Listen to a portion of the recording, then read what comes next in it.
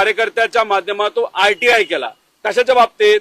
V K सिंगची जी विमान आहेत त्याबद्दलची माहिती, दादांच्या विमानातली माहिती. आणि आम्हाला उत्तर काय आले की no we can't give this information.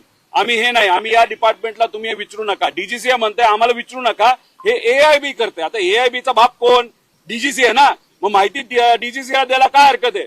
आता हे बघा, आरटीआयचा कसा वापर केला जातो हे तुम्हाला बघायचं असेल तर हे सगळे जे आरटीआय आहेत जे कार्यकर्त्यांनी केलेत, आता रोहित पवार म्हणून मी ते आरटीआय करतो.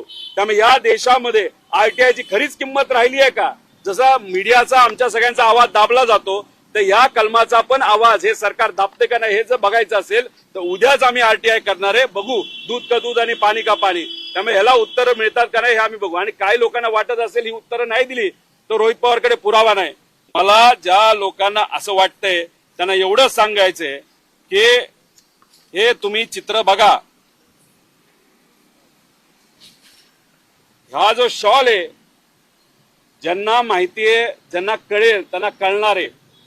या ज्या लोकांनी ही शॉल घातलेली आहे त्यांना मला सगळ्यांना सांगायचे, या शॉली सकट तुमचे फोटो माझ्याकडे आहेत आणि हे व्हिडिओ आणि फोटो कधी ना कधीतरी मी बाहेर काढणार आहेत. त्यामुळे या शॉलीच्या मागे जे रहस्य आहे बऱ्याच मोठ्या नेत्यांना त्या ठिकाणी माहिती आहे.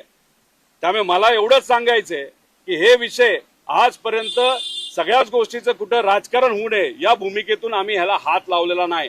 त्यामुळे आम्ही जो आरटीआय करत आहोत त्या आरटीआयला सकारात्मक उत्तर आम्हाला मिळालंच पाहिजे. तो आमच्या सगळ्यांचा अधिकार आहे. आणि मला असं वाटतं सीआयडी कडनं काही अपेक्षा करून चालणार नाही. तो जो पाटील कोण अधिकारी आहे उर्मट पद्धतीने त्या ठिकाणी बोलतो. त्याच्यामध्ये आम्ही त्याला सांगितलं की हे विषय तुम्ही बघितले का? ते म्हणाले नाही, सीआयडी ह्याच्यात जाऊ शकत